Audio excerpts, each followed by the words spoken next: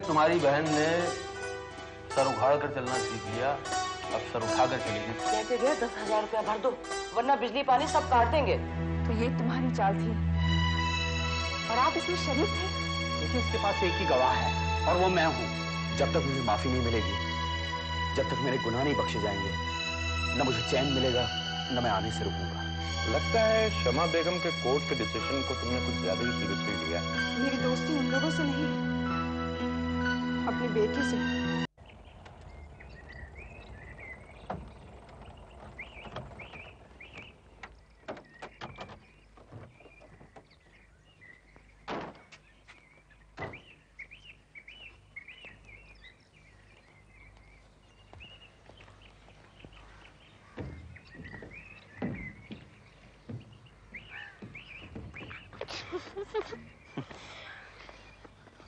कहो, क्या कहना चाहते थे?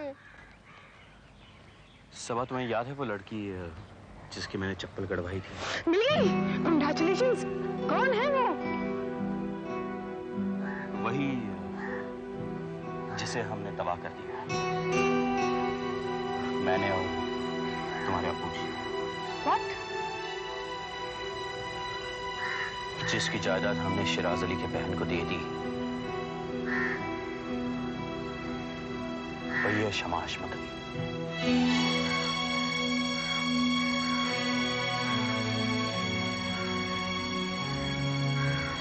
ये सब हुआ कैसे?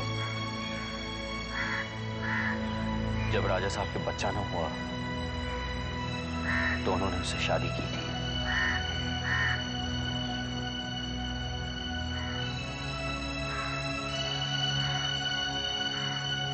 इतने दिन कोर्ट में मुकदमा चलता रहा और तुम्हें कुछ पता नहीं चला?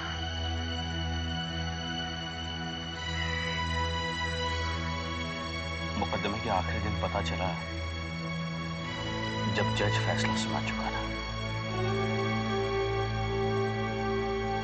तो तुम्हें ये भी कहते सुन लिया होगा कि उसकी शादी नहीं हुई और उसका बच्चा इलेजिटिमेट है। सबा, अगर न मैंने जिरे की होती, न वो सुनती, न उसे गुस्सा आता, न वो बुर्खा उतार कर फेंक देती, और न मैं उस गरीब लड़की का चेहरा देख पाता जिसे मैंने बेचेहरा कर दिया है, उसके बच्चे को बेहक कर दिया और उसकी आबरू बिगाड़कर अपना करियर बना लिया। इसीलिए ये डिप्रेशन। सबा, अगर वो कोर्ट में खामोश रहती तो मैं कोर्ट में अपनी जीत का झंडा गाड़कर फख्र से चला आता, लेकिन उसने अपना बुर्खा उतारकर मेरी शराफत, मेरे झूठ को मेरे मुंह पर दे मारा। जैसे यजीद ने इमाम हुसैन को पानी नहीं दिया, वैसे ही मैंने उसे जीने दिया। अब एहसास गुनाह मुझे खाता है, तोड़ तोड़ कर खाता है। I'm smitten with guilt, unpardonable guilt. I understand. I do understand. लेकिन हाईकोर्ट है ना? सबा, वो कहीं नहीं जीत सकती। जिसके पास उसकी शादी का सबूत है, उसकी बेटी के साथ शिराज अली अपने बेटे की शादी कर रहा है। वो उसे उस घर से भी निकाल देगा जहां वो रहती है। महल की असली वारिस सड़क पर मारी मारी फिरेगी।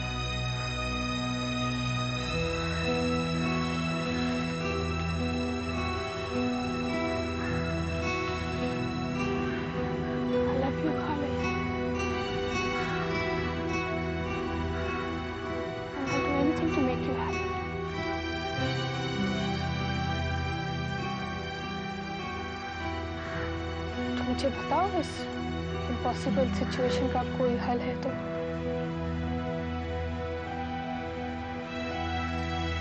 आउट ऑफ कोर्ट सेटलमेंट अगर कोई शिराज अली को मना ले कि उसे कुछ नहीं तो आधा हिस्सा दे दे, हालांकि वो पूरे की मालकिन है। चलो देखते हैं। नो नो सबा, ऐसा नहीं होगा। क्यों नहीं होगा? जब आप अपनी आर्ग्यूमेंट से जजों के दिमाग फेर देते हैं तो शिराज अली का क्यों नहीं? वो मेरा क्लाइंट है, मेरा काम है उसे जिताना, ठगना नहीं। और वो जो ठग रहा है वो जाने। And your prospective son in law, आपके होने वाले दामाद, उनका ख्याल नहीं? उसका ख्याल यहाँ पर कहाँ आता है? आता है। अब्बू जी, आपको खुश होना चाहिए कि खालिद इतने सेंसिटिव है। उनसे देखा नहीं जा रहा कि बेचारी शमा के साथ ज्यादती है, उसका हक मारा जाए। ज्यादती उसने की, मेरे साथ केस लड़की, तभी उसका कॉन्शियंस उसे कचोट रहा है। नहीं, इतनी छोटी छोटी सी बातों पर अगर खालिद डिस्टर्ब होता है तो वकालत कैसे करेगा? वो करेगा, वकालत भी करेगा।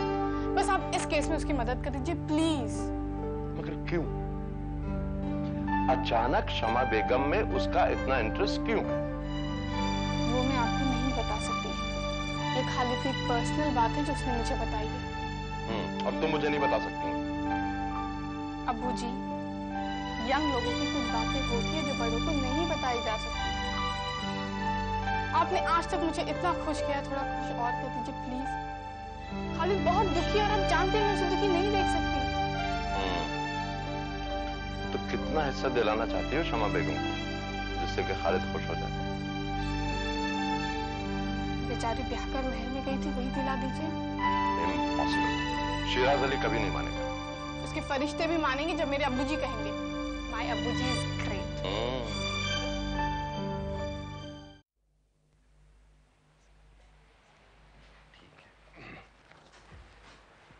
अरे शाहिदा। जी भाईजान। शाहिदा जल्दी से तैयार हो जाओ, बाजार चलना है। देखो ना शादी की कितनी सारी खरीदारी करनी है। भाईजान मैं जाके क्या करूंगी? भाभी जान को लेके जाइए ना, दुल्हन का जोड़ा खरीदना है। अरे तू तो जानती है कि हाथ तंग होने की वजह से उसने कभी अच्छी खरीदारी की नहीं, और फिर तू तो महल में रही है, एक से एक बढ़िया कपड़े खरीदे तूने। और फिर लतीफ भी तो अब तेरे बेटे जैसा ही है। और तू जानती है कि आजकल क्या चल रहा है? भाई जो कुछ कर रहा है तुझे कर रहा है, इस भाई को तो तू नहीं उबारा है। ऐसा न कहे, आप भी सलामत रहे और भाभी जान भी सलामत रहे। चल जल्दी से तैयार हो जा और ये पर्स में डाल। शादी की जो भी खरीदारी करनी है तुझे करनी है। जा। जी, अभी आई। तो मेरी शेरवानी लाओ जी। ये ये तो वहां से करती है, और ये वहां मिलेगा। हाँ लाओ भाई लाओ। क्या है? तुम्हारी बहन तो बेवा हो गई, क्या तुम भी रंडवे हो गए जो बहन के हाथों में नोटों की गड्डियां थमाकर उसे खरीदारी के लिए लेकर जा रहे हो, और बीवी को घर में उपले थापने के लिए छोड़कर जा रहे हो। मंगवा दो ना थोड़ा सा गोबर, उपले थाप कर दीवारों पर चिपकाती रहूंगी। गोबर तो तुम्हारे दिमाग में भरा है, मंगवाने की क्या जरूरत? अकल नाम की चीज तुम्हारे पास फटकती भी नहीं है, और अगर फटकती भी है ना तो उसे उड़ा देती है। पता है सब क्यों कर रहा हूं मैं? क्यों कर रहे हो? अरे सारा रुपया पैसा शाहिदा का है, ब्याह में हजारों खर्च होंगे, उसके हाथ से खर्चा करवा रहा हूं ताकि हिसाब नहीं मांगे। चमगादड़ जब आदमी का खून पीता है ना तो उसे पता भी नहीं लगने देता, पंखों से हवा करता रहता है और खून पीता रहता है। वही कर रहा हूं मैं अभी। शाहिदा बहन, चल। भाभी जान आप ही चलिए ना हमारे साथ। ये तो कह रहे थे मगर मुझे घर में कुछ काम है। पैसे रख लिए ना? चल। हेलो, कौन? हाँ वकील साहब, वकील साहब। हाँ जनाब अली, मिजाजी गिरामी कैसे है? कहिए क्या हुक्म है?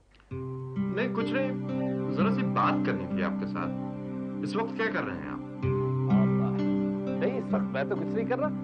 हाँ मगर हमारी बहन शाहिदा जरा खरीदारी करने जा रही थी, बस उन्हीं को लेकर निकल रहा। एक मिनट। उन्हें आज ही बुलाइए, अभी इसी वक्त बुलाइए आप। तो एक काम करें, बाजार जाते जाते हमारी तरफ से होते हुए जाएं। आपके हमशेर और शाहिदा बेगम भी हमारे यहाँ कभी नहीं आएंगे, उनसे भी मुलाकात करके बहुत खुशी होगी। बहुत बेहतर। हम बस अभी 10 मिनट में हाजिर हैं। जी ओके। वकील साहब ने बुलाया है तो हमें दावत दी है। ऐसे लोगों से मिलना जुलना अच्छा रहता है, आगे काम आएंगे। हाँ? चलो आ रहे हैं उन लोग। तो घुटने तोड़िए उनके और राजी कीजिए कि जिसका हक है उसे भी कुछ मिले।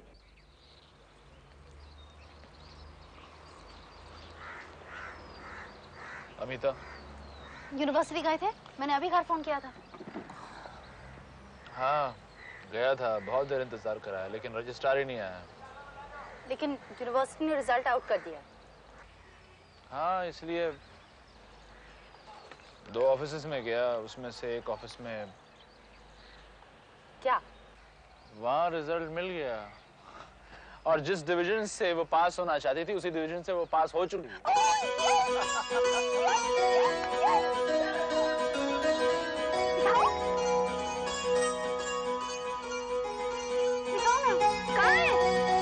हाँ ये 12696।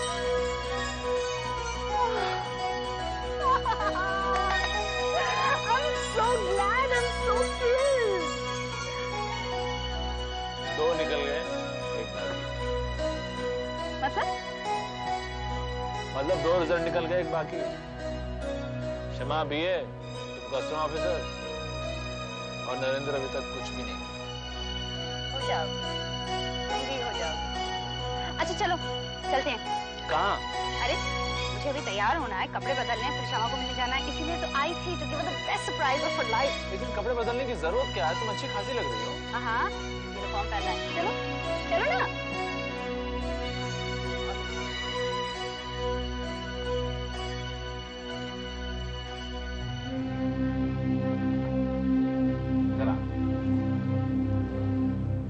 एक बात आप मुझे बताइए कि राजा साहब के जो जेवर थे उसमें से आप लोगों के पास कितने हैं और शमा के पास कितने हैं? इस गरीब के पास क्या है? जो कुछ है उसी के पास। महल से एक भी जेवर नहीं मिला। नौकर बता रहे थे कि बाजार जाते हैं और सब अपने साथ ले गए। माँ बाप के पास हो गए। फिर आप लोग ये समझ लीजिए कि आप लोगों के लिए लंबी मुसीबत खड़ी होगी। क्या कह रहे हैं? लेकिन हम तो केस जीत चुके हैं। शमा अपील हारी, आप केस जीती नहीं। अदालत में अभी भी केस पेंडिंग है कि आप राजा साहब के वारिस हैं या नहीं। ये क्या कह रहे हैं आप वकील साहब? अदालत ने जायदाद का कब्जा इनको टेम्परेरी दिया है, जायदाद इनके नाम पे चढ़ी नहीं है। और अगर शमा के पास में जेवर हैं और उसमें मुकदमा लड़ने की ताकत है तो वो ये पूरी कोशिश करेगी केस जितना लंबे से लंबा होता जाए बहुत अच्छा। और हो सकता है कि आखिर में आपके हाथ कुछ भी ना आए। हमें कुछ न मिले? ये कैसे हो सकता है? ये क्या नया बखेड़ा खड़ा कर रहे हैं वकील साहब? बखेड़ा मैं नहीं खड़ा कर रहा, बखेड़ा वो खड़ा करे। अगर उसके पास जेवर ना होते तो वो चुपचाप बैठ जाते। लेकिन अब जब आप ये कह रहे हैं कि उसके पास में जेवर हैं, तो वो ये अपील करेगी कि जब इनका तलाक हो चुका है तो इनका हक कैसा? तलाकनामे पर इनके दस्तखत मौजूद हैं जनाब। लेकिन हम तो कह चुके हैं कि वो जाली है। वो हमने कहा है, हैंडराइटिंग एक्सपर्ट्स ने नहीं कहा। और जब दस्तखत से दस्तखत मिलाए जाएंगे ना तो वो दस्तखत असली पाए जाएंगे। लेकिन इन्होंने इसके बारे में भी कुछ कहा था ना? वकील साहब आपने ये कहा था कि अगर असली है तो धोखे से कराए गए। बंदा परवर, अदालत के इस फैसले की सबसे बड़ी कमजोरी यही है कि अदालत ने कभी ये जानने की कोशिश नहीं की कि अगर ये दस्तखत धोखे से कराए गए हैं तो कैसे कराए गए हैं। इस कोर्ट ने कर्नल शमशाद के एविडेंस को टोटली इग्नोर किया है। अगला कोर्ट ऐसा नहीं करेगा। तो फिर क्या होगा? तो फिर शमा बेगम के वकील सुप्रीम कोर्ट तक ये केस लड़ेंगे। लड़े, कहीं तक लड़े। जायदाद तो उसको मिली नहीं क्योंकि उसकी शादी ना तो साबित हुई है और ना होगी। रशीदुद्दीन साहब अब गवाह नहीं है, हमारे रिश्तेदार है। सही कह रहे हैं, लेकिन इनका तलाक साबित होने की पूरी पॉसिबिलिटी है। और अगर ऐसा हुआ तो इनके हाथ कुछ भी नहीं आने वाला, ना ही बीवी का रुतबा, ना रत्ती भर जायदाद। और अगर शमा बेगम को भी जायदाद ना मिली तो वक्फ बोर्ड को चली जाएगी। दोनों हाथ मत से रह जाएंगे आप। तो फिर हम क्या करें? Order of court sir. कुछ जायदाद आप लोग रखें, कुछ शमा को, दोनों की बात दबी रह जाएगी। सर इजाजत है? हाँ आओ। सर इनविटेशन कार्ड है, आपको जस्टिस भास्कर राव का लंच पे जाना है। हाँ ओके, मुझे याद है, थैंक यू। इसीलिए ये बात मैंने आपको पहले बता दी, क्योंकि आप कोर्ट में जाना नहीं चाहते। और अगर शमा बेगम के पास में ऐसा हुआ तो आपको अदालत में खींचेगी, घसीट कर ले जाएगी वो आपको, और फिर आपको ये साबित करना होगा कि आपका तलाक नहीं हुआ। और कर्नल शमशाद आपके रिश्तेदार हैं, इराक में आप उनके पास रही हैं। कोई कोर्ट कभी ये नहीं मानेगा कि उन्होंने दस्तखत आपसे किसे करवाए। साहब आप तो उसकी बात करने लगे। भाई अगर मेरी बात आपकी समझ में नहीं आती है तो मेरी राय यह है कि आप किसी और वकील का मशवरा दें। मुझे इस वक्त जाना है, मैं जा सकता हूं।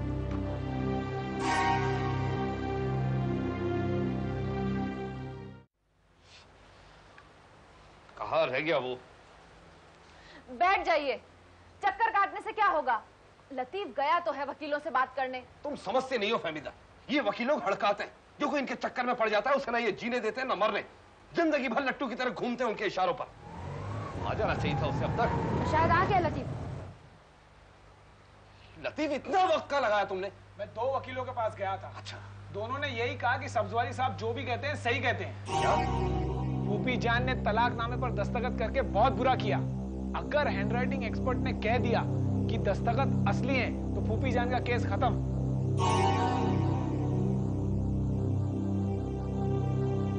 उन्होंने ये भी कहा कि शादी के लिए निकाह नामे का होना जरूरी नहीं है। कई अदालतें ऐसा फैसला दे चुकी हैं। पर आपने भी तो कहा था कि आपकी शादी का भी निकाह नामा नहीं है। मैं कहती हूँ समझौता करके जो मिलता है वो ले लीजिए। भाईजान, मैं आपके आगे हाथ जोड़ती हूँ, मुझे अदालत में ना घसीटिए। उसे दौलत चाहिए, उसके मुंह फूंक दीजिए। सारी जगह दे दो उसे। सारी क्यों? छोटा महल दे दीजिए उसे रहने के लिए, खुश हो जाएगी। और नहीं हुई खुश? मुंह फाड़ा उसने तो बड़ा महल दे दीजिए, उसकी नाक ऊंची हो जाएगी और हमें भी छुटकारा मिल जाएगा सफेद हाथी से। सफेद हाथी? और नहीं तो क्या, बड़े महल से हमें क्या आमदनी है? सिर्फ रहने के लिए तो काम आता है। सारी आमदनी तो हमें जमीन जायदाद से है। ठीक कह रहा है ये। हजारों लगते थे उसकी पुताई में, कभी बाग बेच देते थे, कभी दुकानें, और वैसे भी वो जगह मनहूस है। क्या? मनहूस? हाँ, जब हम वहाँ रहते थे हमें बच्चा नहीं हुआ, उनकी जान चली गई। वो मुंशी की बेटी बेघर हुई, उसे बच्चा हुआ अस्पताल में, महल में नहीं। कमबख्ती का मारा सा महल नहीं चाहिए हमें। मेरे बच्चे सलामत रहे, आप सलामत रहे, मेरे बच्चों का घर बार भले भूले।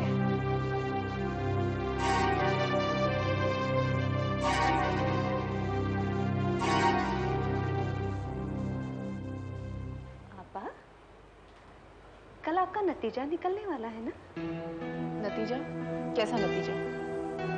ये कहा आपा, आपके इम्तिहान का कल ही निकलने वाला है ना? मुझे कोई परवाह नहीं नतीजे की, मगर मुझे तो परवाह है। इंशाल्लाह मेरी आपा जरूर पास हो जाएगी। हाँ। मुझे मालूम है जन्नत की हकी। खालिद के लिए दिल दहलाने का ख्याल है, मेरे लिए वो नहीं।